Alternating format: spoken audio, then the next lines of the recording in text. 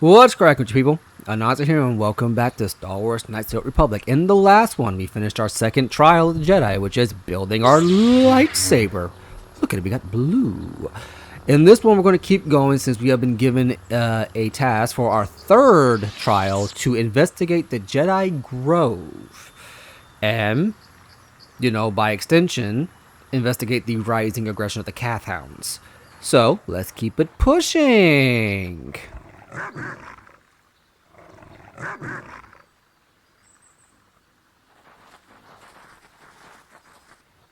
So yeah, these are Cath Hounds. Now,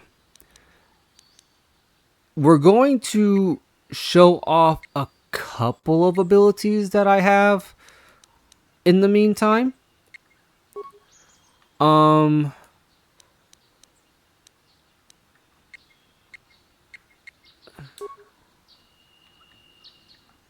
And to handle this.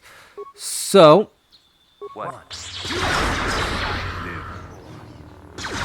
it's important to note that since I'm low level right now and my will isn't high enough to really one-shot this, some of these powers are not going to work on people. So that was a real hard lesson to learn when I first played Star Wars Knights of the Republic. The fact that you are not just going to be able to just pick up force powers and have them win the day for you.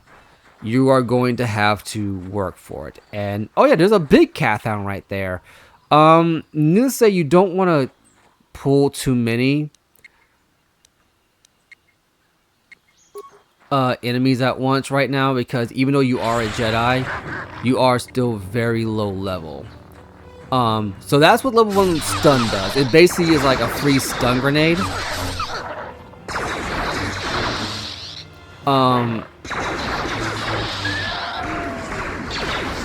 Right, I forgot. Your allies will just randomly kite people if they're close enough by. I completely forgot about that. But right now we're still kind of high enough level where this won't be a problem. Now, I did get interrupted last time because we were dealing with a rather enthusiastic young lady who was very attached sentimentally to a droid. And I was in the middle of saying that when it comes to a lot of Star Wars media, you typically spend a lot of time. Well, if it's written well, or the bare minimum, if it's written somewhat decently, you will force depleted. Right. I don't have a whole lot of force ability right now. You will get several missions that touch on the hypocrisy of the Jedi, which is a hypocrisy, not hypocrisy, but is a common complaint on a wider religious scale. I'm not going to get too deep into it because we're not going to get, I don't want to rouse a flame war in the comments, but if you know, you know, there are some religions that talk about how the thing they believe in will ultimately lead people to a better way in everlasting peace, but at the same time, it seems as though the practitioners of those religions, let me go ahead and pop a health kit here, because I think I'm probably going to get hurt here. But, oh yeah, by the way, that will happen. The randomly, this always happens, I don't know why, but randomly this particular Cath Hound will just, this horn Cath Hound, will just run to the far end here, and I don't know why. This has always been a thing inside the game. I don't know if it's fixed inside the PC version, but it is. But anyway, getting back to it, it will touch upon the idea that it seems like practitioners of certain religions will allow terrible things to happen just because, despite being people who prioritize or proselytize peace and understanding and helping your fellow man. But the Jedi also try to argue. They do try to argue that in so doing this, if you just jump to conclusions or rush to help people out without knowing the full context, you could end up doing more harm than good. So is the heck?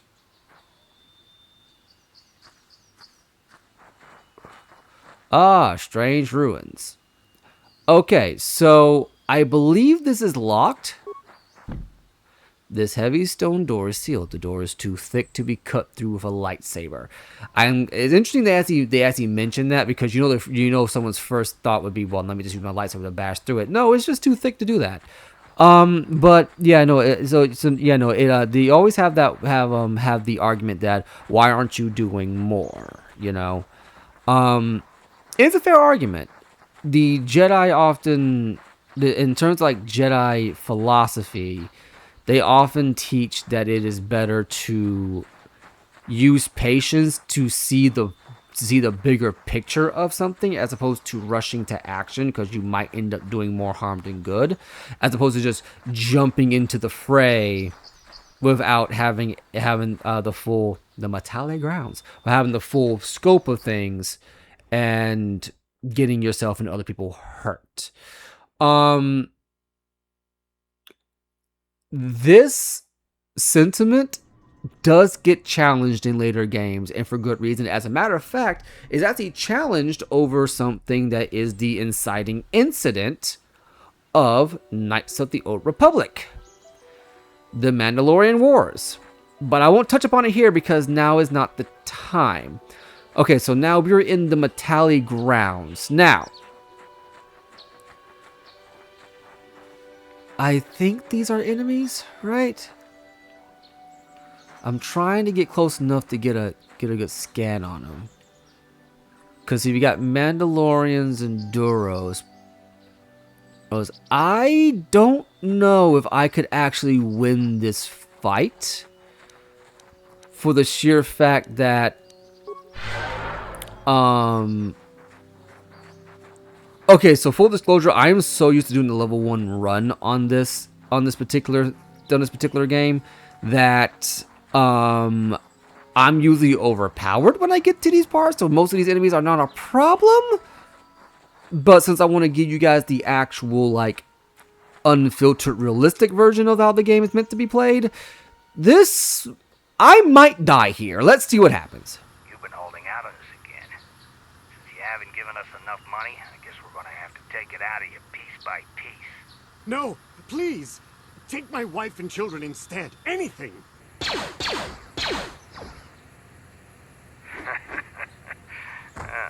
Wife and children. Sounds like a good idea. Oh yeah, in certain cutscenes, you'll see them fire guns, and if it misses, the attacking character will just use a a vibroblade to make it still play out, because this is technically an in-game cutscene, even though it's not really an in-game cutscene. It's kind of weird how it pans out, but it is what it is. So for right now, we're now going to target our first Mandalorian. And it's important to note that Mandalorians are, for the most part, immune to stasis-based force powers. With the bare minimum, they're immune to yours at the current moment, because you are not high enough to readily affect them.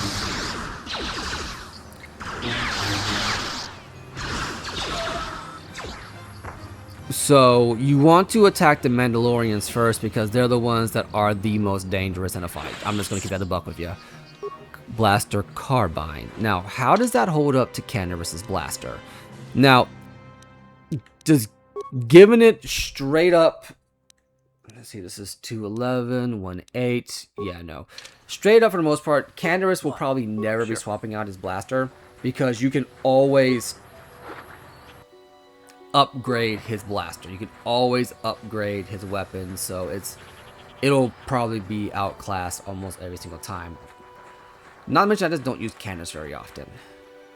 What's the word I'm looking for here? But yeah, you want to go after the Mandalorians right now. And again, you are low enough level. And one thing that BioWare, I don't know why they did this, but for the most part, BioWare, in this opening scene where you are on Dantooine and you learn your abilities, kind of go out of the way to make your force powers not that effective. Because, everyone's seen the movies, everyone by this point, everyone's seen 4, 5, 6, and 1, and I believe at this point, episode 2 was out. I remember because episode 3 didn't come out till I was, like, much older. Like, I think by the time episode 3 came out, I think we were well into the 360 era of gaming. I think that's the 7th gen anyway. So, it's one of those things where it's like, you kinda have to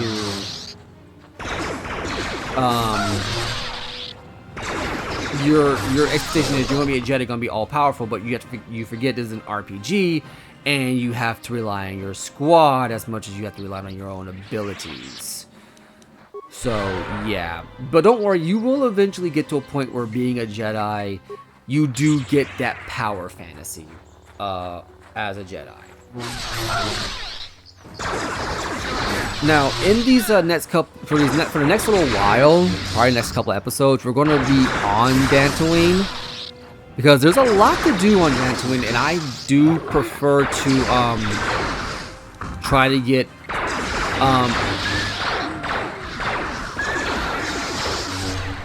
there we go, stuck. I do prefer to try to get everything done on the planet that I can before I move on. And there are some instances where I can't, but when I can, I'm definitely going to. I'm also going to try to make more use of my stun abilities, like my critical strike. Garth, you fought in the Mandalorian Wars, didn't you? We may have faced each other in combat. What battles were you in? I try not to think about my past battles too much. The horrors of war are something I'd rather not relive. The horrors of war? My people know only the glory of battle. I'm disappointed in you, Garth. I thought a warrior like you would understand.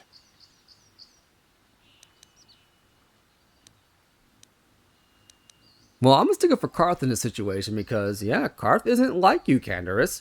But it's important to note that the difference between a Mandalorian and a soldier is that a soldier is doing his duty to protect his people. Mandalorians live for a fight. Like to keep it, well, actually, I think Candace explains it here, so let's keep it going. I'm not a warrior, I'm a soldier. There's a difference. Warriors attack and conquer, they prey on the weak. Soldiers defend and protect the innocent, mostly from warriors. Nice speech. I bet you tell yourself that every night so you can sleep. But I accept who and what I am.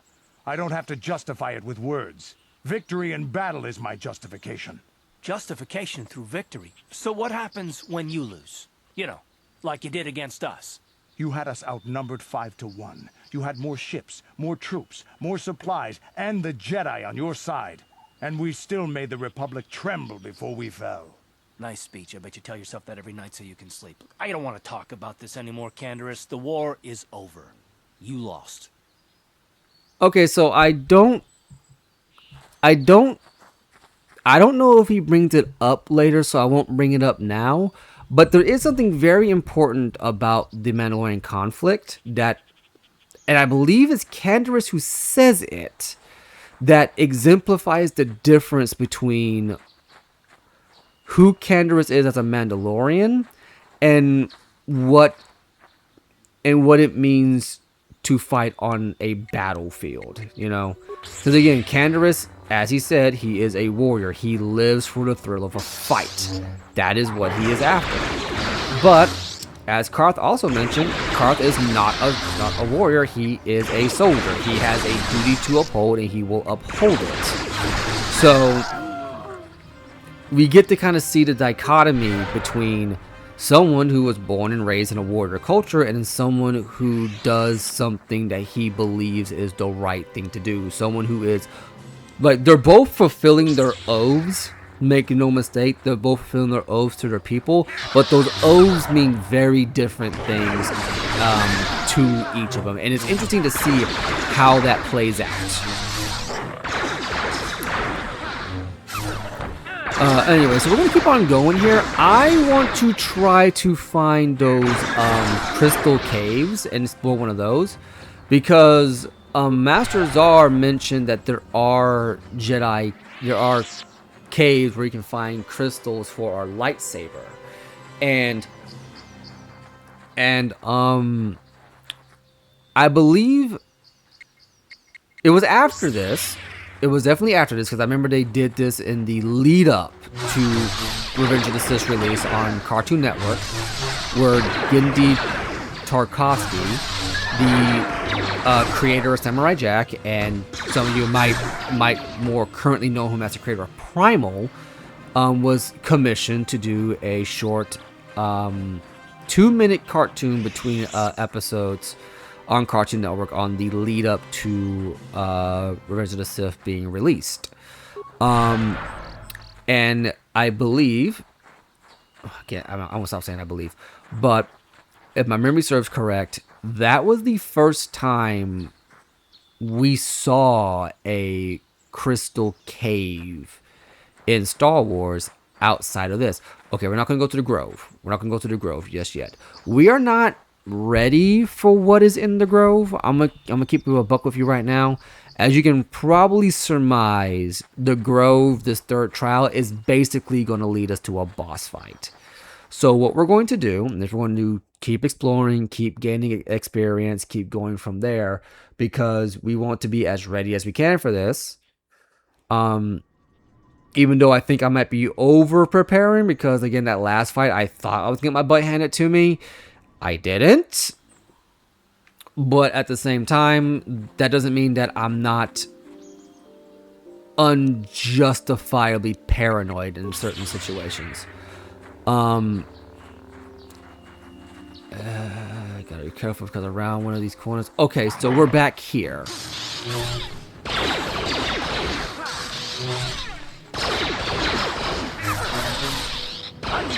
Yeah, so we're back here because this was that strange place. Now, I do believe enemies will eventually respawn. Not too many of them, but a good chunk of enemies will respawn. So we've mapped out this entire area. So let's go back. Let's go back and keep looking, because, well, okay, we'll go into the Grove section, because the Grove area doesn't directly lead to that area. If we get close to it, I will turn back around, but for the most part, we should be relatively okay to explore these grounds. That's the Grove, then there's that circle around back. So let's keep on looking. But yeah, don't worry about it. We will have plenty of chance for experience later. If he comes this way, then we'll slice him down. But yeah, we didn't get to see the lightsaber crystals like fully until, like, if it was, I know we had it inside this game and in Knights of the Republic 2, but like we didn't get, but like the cave system here is kind of moot, when it's kind of like a little underwhelming when compared to the lightsaber cave shown in Genndy Tartakovsky's work.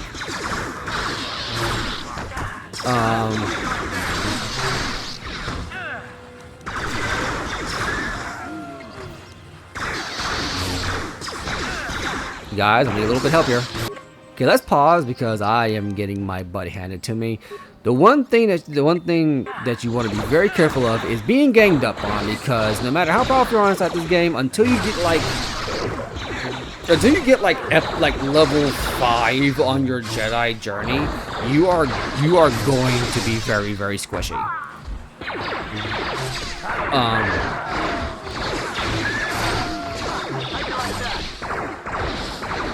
Okay, let's finish this off. So just a heads up, Right, he likes to hide behind a corner and then come and get you for no reason. Catch you when you hate them. So, just a heads up, over there is the boss fight. We're not going there yet.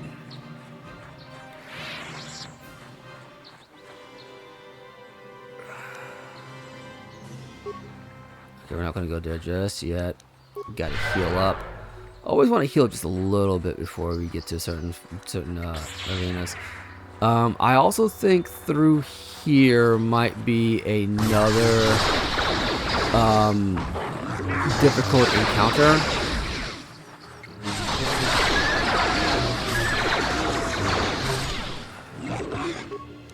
Okay, gonna go ahead and get another health pack in.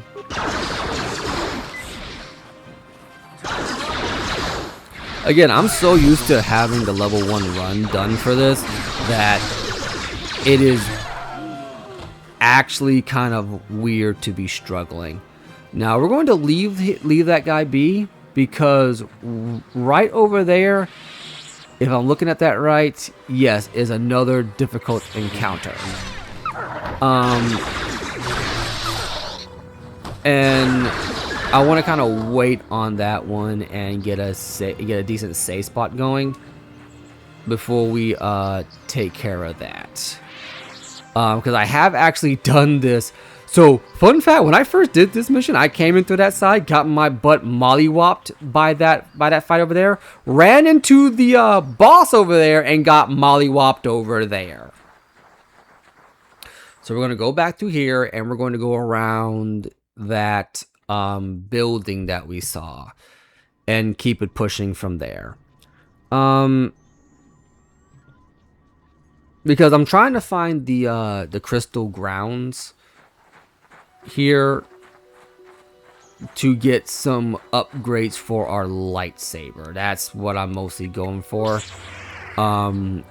Because again, as we saw when the lightsaber was crafted, we can upgrade it to have certain special effects that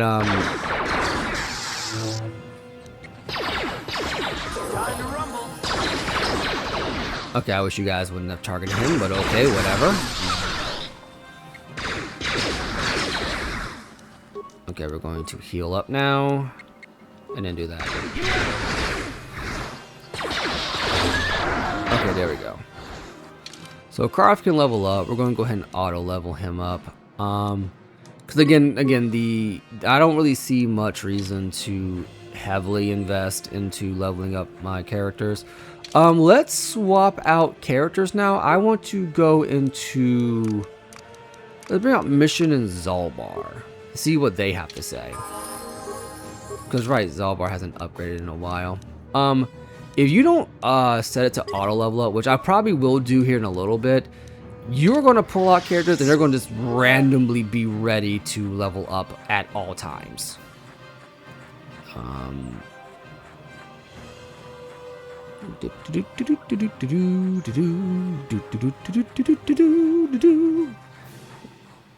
See, I believe if we go around back here.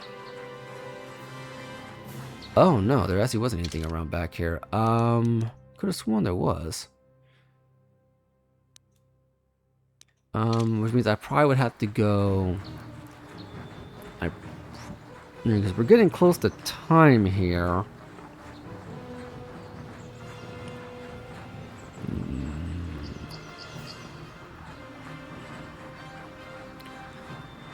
Let me see if this next area holds holds the crystal cavern.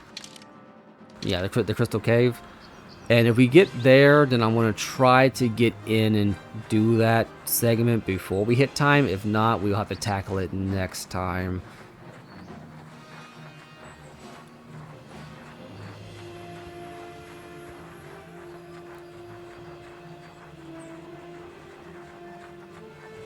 One thing I will admit, it is actually really surprising how much of this game is still locked in my head, given that it's been a long time since I actually played through the whole thing cover to cover. I used to play this thing. I used to do this as part of my Star Wars marathon a lot. I would start off with Knights of the Republic and then go through several Star Wars games, the movies, and some of the shows. and I would do that once a year. I did that for several years. Then it's kind of stopped. I can't look around too much here. Okay, I think I might have bit off more than I could chew.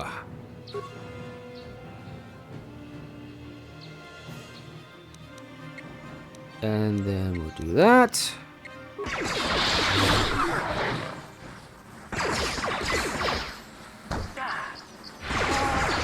There we go.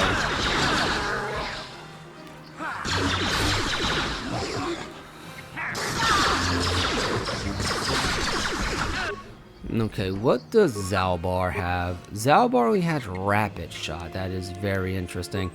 Alright, because we have a Davix Visor on mission, she has access to improved power shot. Now, fun fact, that little trick does extend to us. If we don Davix Visor, despite the fact we don't have access to power shot, we would instantly get access to improved power shot. So you couple that with, I believe she has a pretty high accuracy stat. Let's actually take a look here. Which I believe is her dexterity. Yeah, her dexterity I think determines her accuracy. So she probably hit that shot more often than not, but she has very low health. See, now that I think about it, after we rescued Zalbar, did we ever equip him? Yep. Yes, we did. Not a whole lot, but we did. Because there's not much we can equip him with. Like, I think everything here is just off limits because he's a Wookiee. Okay, so we're going to keep it pushing this way. And who the hell is this? Oh, I know this. Apprentice, your arrival here is well timed.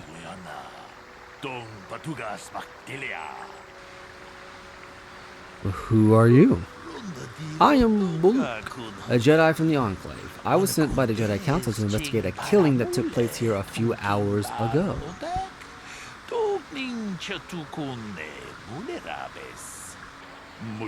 Communication does not pose a problem, as both the suspects and I speak basic and Huttese. I was going to handle this case myself, but now that you are here, this could be an excellent opportunity for you to demonstrate how well you have been learning your lessons at the Academy.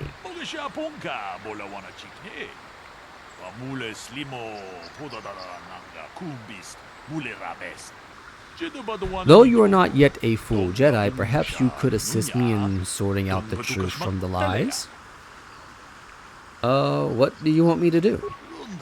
Listen to the stories given by the two suspects I have brought, and I have brought an information which you will enjoy with access to the archives both at the Jedi Enclave and the planetary capital.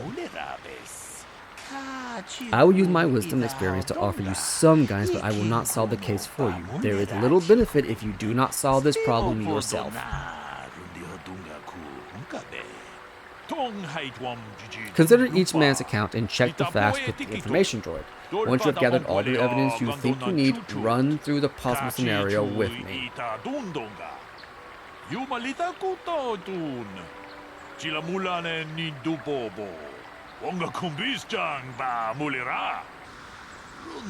If you are able to come to a satisfactory solution, then I will take these men to the Enclave and deal with this myself.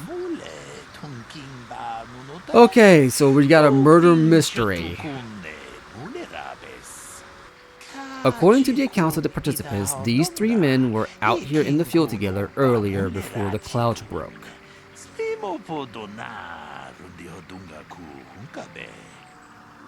I find that very odd, for most people would seek shelter indoors when the sky is filled with dark storm clouds as it was earlier today.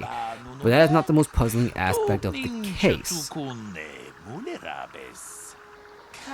The dead man, Calder Nedic, was shot in the back with a blaster rifle. A rifle was found lying near his body with bloodstains on it. It has been sent back to the Enclave for analysis. Two other men were found at the scene when I arrived. One was handed in gold. He was unarmed. The other was Rickard Lusov. He was carrying a hunting laser.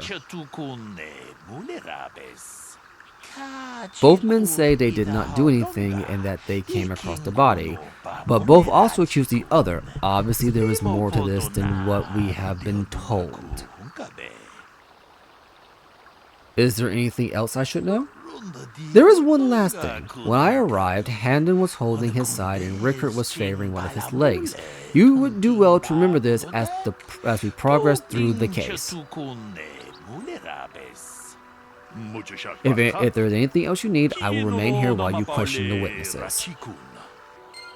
Well, that solves that for us because we're not going to be able to get to the cave today. What I'm going to do is I'm going to call it here for today, and then we are going to come back to this later in the next episode to see how this pans out. Because I vaguely remember who actually did this. The problem is that my memory says it was the guy in one of the white tunics. Gee, I wonder who it could be. Oh man.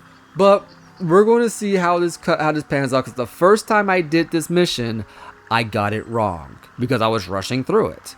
I was using some deductive reasoning, but I was 8.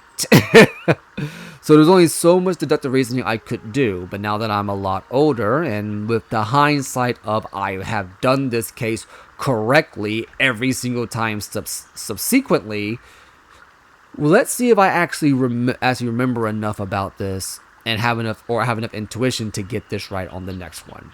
Anyway, we are now over time. I've been Anansi, you've been awesome, and I will catch you in the next one.